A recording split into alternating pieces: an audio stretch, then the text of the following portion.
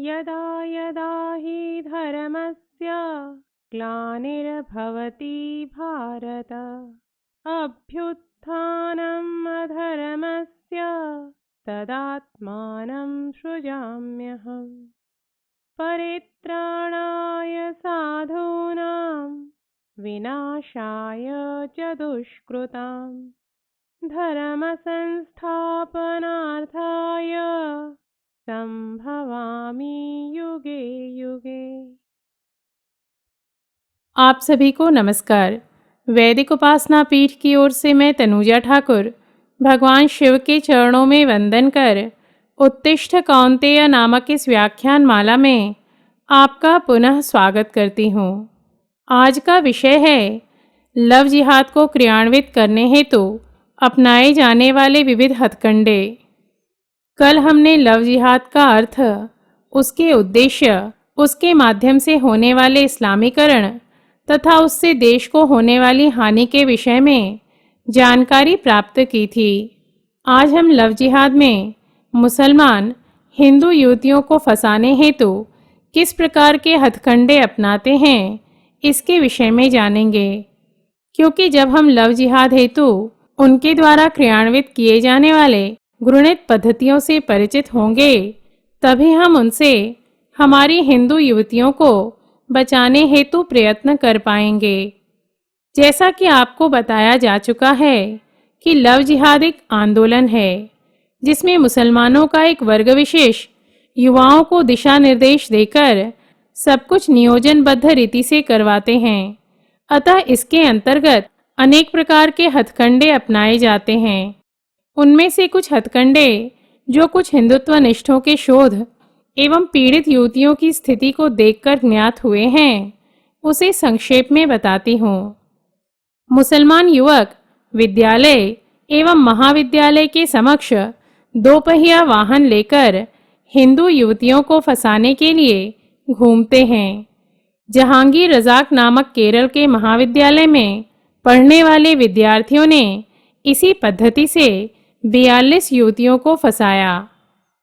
आपको जानकर आश्चर्य होगा, किंतु सत्य तो यह है कि हिंदू युवतियों को चलभाष अर्थात मोबाइल के माध्यम से प्रेम जाल में फंसाने हेतु मुसलमान युवकों को किस प्रकार चतुराई से बोलना चाहिए, इसका उन्हें प्रशिक्षण दिया जाता है। इस पद्धति का उपयोग विशेषकर विद्यार्थी एवं उच्च शिक्षित तथा चाकरी अर्थात नौकरी करने वाले स्त्रियों को प्रेम जाल में फंसाने हेतु किया जाता है। अनेक बार मुसलमान युवक आर्थिक रूप से विपन्न युवतियों को चलभाष क्रय कर देते हैं, जिससे वे उससे अधिक समय संपर्क में रह सके एवं इसके माध्यम से उसे अपने प्रेम जाल में फंसा सके। वस्तुतः यह वैज्ञानिक उपकरण लव जिहाद का सबसे प्रभावी शस्त्र है। सामाजिक जालस्थान जैसे फेसबुक, ट्विटर इत्यादि के माध्यम से मुसलमान युवक हिंदू नाम एवं परिचय देकर हिंदू युवतियों से सर्वप्रथम मित्रता करते हैं, तत्पश्चात उसे प्रेम जाल में फंसाकर उसका शारीरिक एवं आर्थिक शोषण करते हैं। कई बार हिंदू युवतियों की मुसलमान सखियां उन्हें अपने मुसलमान मित्र से परिचय करवाकर उन्हें लव जिहाद के चुंगल में फंसाती हैं। नवरात्रि आदि उत्सवों में हिंदू नाम एवं वेशभूषा धारण कर भी मुसलमान युवक हिंदू युवतियों के साथ नृत्य के बहाने उनसे मित्रता कर उन्हें लव जिहाद में फंसाने का प्रयास करते हैं। मुंबई एवं गुजरात के कई जनपदों में इस प्रकार के कई प्रकरण देखने को मिले हैं। मुसलमान युवक कई बार हाथ में कलावा अर्थात रक्षा सूत्र धारण कर हिंदू नाम रखकर भी हिंदू युवतियों को सम्मोहित करते हैं। कई बार मुसलमान युवक प्रेम संबंध बढ़ाने हेतु हिंदू युवतियों को एक पूर्व निर्धारित आइसक्रीम पार्लर, कॉफी हाउस या जूस सेंटर में ले जाते हैं, जहां पेय पदार्थ में बुद्धि पर नियंत्रण करने वाली औषधि मिलाकर उसका सेवन करवाते हैं एवं तत्पश्चात किसी एकांत स्थान में ले जाकर उनके साथ अनैतिक कर्म कर उसके छायाचित्र इत्यादि लेकर उसका शोषण करते हैं। लव जिहाद में 30% घटनाएं वशीकरण, तंत्र मंत्र अथवा करणी इत्यादि के कारण होता है। जी हाँ, धर्म शिक्षण के अभाव में आज अधिकांश हिंदू इन सब तथ्यों पर विश्वास नहीं करते हैं और इसी का लाभ मुसलमान अधिक उठाते हैं। वशीकरण से बचने हेतु कुछ तथ्यों का ध्यान रखा जा सकता है, जैसे अपने अंतर्वस्त्र अर्थात अंडरगारमेंट्स किसी को धोने के लिए अथवा अन्य कारणों से ना दें। झड़े हुए केश अथवा कटे हुए नख किसी के हाथ ना लगे, यह ध्यान दें। आजकल कुछ सौंदर्य संवर्धनालय में अर्थात ब्यूटी पार्लर में युवतियों के केश कर्तन एवं पैर और हाथ की मर्दन अर्थात मालिश का कार्य पुरुष ही करते हैं और ऐसे स्थानों पर युवतियों के वशीकरण होने की संभावना अधिक होती है। पान के बीड़े के माध्यम से वशीकरण होने की संभावना भी अधिक होती है, अतः किसी के द्वारा दिए गए पान के बीड़े को ग्रहण ना करें। युवतियों के गले में पहनने के लिए तावीज, नेत्र में लगाने वाले सूरमा या काजल या केश में धारण करने वाले फूल की माला इत्यादि देकर भी मुसलमान वशीकरण करते हैं, अतः सावधान रहें। आज मैं इस विषय पर ऐसे ही नहीं बोल रही हूँ। मैंने अनेक हिंदू युवतियों को वशीकरण के कारण लव जिहाद में फंसा हुआ पाया है और ईश्वरीय कृपा से लव जिहाद की चुंगल से कुछ हिंदू युवतियों को बचाया भी है। आज ऐसे ही 2 प्रसंग आपके समक्ष प्रस्तुत कर रही हूँ। पहला प्रसंग तो उत्तर प्रदेश के राष्ट्रीय स्वयंसेवक संघ के कार्यकर्ता की पत्नी का ही है, जो वशीकरण से ग्रसित होकर अपनी बसी बसाई गृहस्थी छोड़कर किसी अरब देश के मुसलमान के पास जाने हेतु तत्पर थीं। ये कार्यकर्ता महोदय मुझसे फेसबुक के माध्यम से जुड़े थे एवं उनके अनुरोध पर मैं 2 बार उनके क्षेत्र में प्रवचन भी कर चुकी थी। नवंबर 2012 में जब एक दिवस उन्होंने रोते रोते अपनी पत्नी के किसी मुसलमान फेसबुक मित्र से हुए प्रेम प्रसंग के विषय में बताया तो मैं सुनकर आश्चर्यचकित हो गई। संपूर्ण प्रसंग सुनने पर यह स्पष्ट था कि यह वशीकरण का प्रकरण था और उनकी पत्नी पर वशीकरण का प्रभाव इतना अधिक था कि वे अपनी 2 नन्ही पुत्रियों को छोड़ उस मुसलमान के साथ किसी अरब देश में जाने का निश्चय कर चुकी थीं। किसी प्रकार दोनों पति पत्नी को समझाकर, साधना आरंभ करवाकर और आध्यात्मिक उपचार करवाकर उन्हें उस वशीकरण से मुक्त करवाया और आनंद की वार्ता यह है कि आज वे सुखी वैवाहिक जीवन व्यतीत कर रहे हैं। किंतु आश्चर्य यह है कि वे महोदय वशीकरण जैसा कुछ होता है यह आरंभ में मानने को ही सिद्ध नहीं थे। राष्ट्रनिष्ठ हिंदुत्ववादी संस्थाओं के कार्यकर्ताओं की हिंदुत्व का ज्ञान देखकर आश्चर्य होता है। आज की इन हिंदुत्ववादी कही जाने वाली संस्थाओं को धर्म का मात्र मानसिक आधार है। धर्म शिक्षण एवं साधना का आधार नहीं होने के कारण उनके अधिकांश कार्यकर्ता एवं पदाधिकारीगण वशीकरण इत्यादि को मानते ही नहीं हैं। जब वे महोदय अपने पत्नी को उस मुसलमान के चुंगल से निकालने हेतु साधना और आध्यात्मिक उपाय करने को तत्पर नहीं हुए तो मुझे उनके हिंदुत्ववादी होने पर हंसी आई। मैंने उनसे कहा, जब आपको यह विश्वास ही नहीं है कि आपकी पत्नी पर वशीकरण हुआ है तो मैं आपकी कुछ भी सहायता नहीं कर सकती हूँ, अतः सब कुछ ऐसा ही चलने दें। भविष्य में सभी को बताइएगा कि मैं लव जिहाद के विषय में लोगों को जागरूक करता हूँ और मेरी ही पत्नी एक मुसलमान के पास भाग गई, तो इससे आपका समाज में और सम्मान बढ़ जाएगा। यह सुनकर वे लज्जित हुए और उन्होंने साधना आरंभ की, किंतु आज 3 वर्ष पश्चात उन्होंने पुनः साधना छोड़ दी है। ऐसे सभी हिंदुत्ववादियों को यह संदेश देना चाहूंगी कि हिंदू धर्म एवं राष्ट्रहित के कार्य करने के लिए अपना आध्यात्मिक सामर्थ्य को बढ़ाएं। अन्यथा ऐसी घटनाओं का होना आज के काल में सामान्य सी बात है, क्योंकि आज सूक्ष्म जगत की आसुरी शक्तियां हिंदुत्ववादियों को भिन्न प्रकार से कष्ट दे रही हैं, जिससे उनका धर्म पर विश्वास न्यून हो जाए और वे अपने सांसारिक प्रपंच में ऐसे उलझ जाएं कि राष्ट्रहित का भी कार्य न कर सकें। दूसरा प्रकरण कोलकाता का है।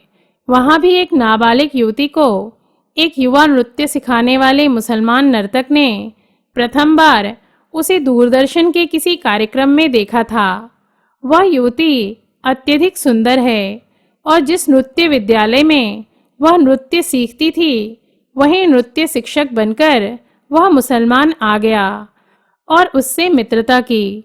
कुछ माह पश्चात उसने ईद पर उसे एवं उसकी मां को अपने घर पर आमंत्रित कर उन्हें वशीकरण युक्त सेवियां खिलाईं और दोनों माँ बेटी उस नर्तक के ऐसे प्रशंसक बन गए कि उसके कहे अनुसार उन्होंने अपनी पुत्री को नृत्य सिखाना तक बंद कर दिया और वह युवती नृत्य और अपनी विद्यालयीन शिक्षा छोड़ अपने ही घर में एक मुसलमानी जैसे रहने लगी। ईश्वरीय कृपा यह थी कि एक दिवस उस लड़की के पिता से मेरी भेंट एक साधक के घर पर तब हुई जब वे उसे रो रो कर अपनी पत्नी और पुत्री के विषय में बता रहे थे। मैं अपने कक्ष में योग कर रही थी। एक पुरुष का इस प्रकार प्रातःकाल रोने की कारण जानने की मुझे जिज्ञासा हुई और जब उनके जाने के पश्चात मैंने उस साधक से उनके रोने का कारण पूछा तो उन्होंने बताया कि उनकी पुत्री अपने ही घर में एक मुसलमानी समान रहने लगी है और जिस नृत्य में उसका प्राण बसता था उसका उसने परित्याग कर दिया था, क्योंकि इस्लाम में सामान्य स्त्री के लिए नृत्य करना पाप था और उसके होने वाले पति को यह सब प्रिय नहीं था। हिंदू युवतियों इस प्रसंग से सीख लें कि एक नृत्य शिक्षक किस प्रकार अपनी होने वाली पत्नी के साथ व्यवहार करता है। ऐसे में विवाह उपरांत उस युवती का जीवन कैसा होगा, आप स्वयं सोचें। मैंने उन सज्जन को बुलाकर सांत्वना दी एवं उनकी आराध्या काली माँ का जप कर उनसे प्रार्थना करने हेतु कहा और ऐसा करने के कुछ ही दिवस उपरांत उनका परिचय एक ऐसे तांत्रिक से हुआ जिन्होंने मेरे कथन की पुष्टि की एवं उसने उन दोनों के वशीकरण को दूर किया और अब वह युवती पुनः नृत्य सीखती है और अपनी पढ़ाई भी आरंभ कर चुकी है। मुसलमानों के रग रग में छल भरा हुआ होता है। इसका उदाहरण देती हूँ। उस युवती ने काली माँ की प्रतिमा पर चढ़े हुए पुष्प की एक यंत्री बनाकर पहनी हुई थी। उस नर्तक ने उस यंत्री में लगे धागे को परिवर्तित करने का बहाना बनाकर उससे वह यंत्री ले ली और उसमें उर्दू में कुछ मंत्र लिखवाकर उस यंत्री में भरकर उसे अगले दिवस पहना दिया। यह उस परिवार को तब ज्ञात हुआ जब उस तांत्रिक ने उसे खोलकर दिखाने को कहा एवं जब उस युवती ने सब कुछ स्वयं देखा तो उसे उस मुसलमान के प्रति घृणा हो गई एवं उसे ध्यान में आया कि जब से उसने और उसकी माँ ने उस नर्तक के घर जाकर सेवियां खाई थी तब से दोनों का बुद्धि भेद हो चुका था। सब कुछ ज्ञात होने के पश्चात उस नर्तक से सारे संबंध तोड़ लिए, जो करना इतना सरल नहीं था, क्योंकि उस नर्तक ने ऐसा करने पर आत्महत्या करने की भी धमकी दे दी थी। किंतु वह युवती अब उसके सब षड्यंत्रों से परिचित हो चुकी थी, अतः वह उसके किसी भी झांसे में नहीं आई। उनके पिता से बात करने के 3 माह पश्चात जब मैं धर्मयात्रा निमित्त कोलकाता में थी, तब उस युवती ने मुझे अपने घर पर बुलाया था एवं कृतज्ञता व्यक्त करते हुए अपने मुख से सारा वृतांत बताया था। इसीलिए मैं आपको यह सब विस्तार पूर्वक बता पा रही हूँ। गुरु कृपा से मेरी सूक्ष्म इंद्रियां जागृत होने के कारण वशीकरण के प्रकरण मुझे त्वरित समझ में आ जाते हैं और इस कारण इससे पीड़ित युवतियों की मैं सहायता कर पाती हूँ। यह तो मात्र मैंने 2 प्रकरण बताए हैं। धर्म प्रसार के मध्य ऐसे अनेक प्रकरणों से अवगत हुई हूँ एवं यथासंभव लव जिहाद से पीड़ित युवतियों को उसके चुंगल से निकालने का प्रयत्न भी करती रही हूँ। लव जिहाद में वशीकरण का उपयोग किया जाता है। इससे संबंधित अन्य कई प्रकरण भारत भर में उपलब्ध हैं। अपने आध्यात्मिक शोध में मैंने पाया है कि जिनके घर पर कुलदेवता और पितर दोनों रुष्ट होते हैं, उनके घर की पुत्रियां अयोग्य कुलों में जाती हैं एवं उनका जीवन नरक समान रहता है। इसके विपरीत यदि आपके घर में कुलदेवता और पितर प्रसन्न होंगे तो आपकी कुल की लड़कियां अहिंदू कुलों में कभी नहीं जाएंगी और ना ही उनका कोई किसी भी प्रकार से अहित कर सकता है। यह ध्यान रखें। अब वशीकरण के प्रभाव को नष्ट करने हेतु कुछ उपाय संक्षेप में बताती हूँ। लव जिहाद के प्रकरण में यदि किसी युवती पर वशीकरण होने की संभावना ध्यान में आए तो मानसोपचार एवं चिकित्सकीय उपचार के साथ ही आध्यात्मिक उपाय भी अवश्य करें। जैसे युवती के पास से तावीज, गंडे, डोरे, विभूति आदि वस्तुएं लेकर उसे अग्नि में डालें। उसके शरीर पर देसी गाय का गौमूत्र छिड़कें एवं 1 बोतल जल में 1 चम्मच गौमूत्र डालकर उसे कुछ दिवस पिलाएं। उसके सिर पर हाथ रखकर उसके कुलदेवता का या कृष्ण या शिव का जप करें। युवती की नारियल से दृष्टि उतारें। उससे नमक पाने का आध्यात्मिक उपाय करवाएं। साथ ही उसे 1 घंटे अपने उपास्य देवता या कृष्ण, शिव, हनुमान या काली माता का नाम जप करने हेतु कहें। किसी संत के आश्रम में या जागृत तीर्थ क्षेत्र में जाकर कुछ दिवस उस युवती को लेकर रहें। इससे युवती के ऊपर वशीकरण का प्रभाव न्यून होकर समाप्त हो जाएगा। लव जिहाद में प्रयुक्त होने वाले हथकंडों के माध्यम से पीड़ित युवती के अन्य प्रकरण जानने हेतु एवं लव जिहाद से संबंधित अन्य तथ्यों को विस्तार पूर्वक जानने हेतु हिंदू जन जागृति समिति द्वारा प्रकाशित ग्रंथ लव जिहाद अवश्य पढ़ें एवं अन्यों को पढ़ाएं। इन्हीं शब्दों के साथ भगवान शिव के चरणों में कृतज्ञता व्यक्त कर आज का व्याख्यान समाप्त करती हूँ। कल इसी विषय से संबंधित कुछ और तथ्यों के साथ पुनः उपस्थित होंगे। तब तक के लिए नमस्कार। जयतु हिंदू राष्ट्रम। पूर्णमदः पूर्णमिदं पूर्णात् पूर्णमुदच्यते पूर्णस्य पूर्णमादाय पूर्णमेवावशिष्यते।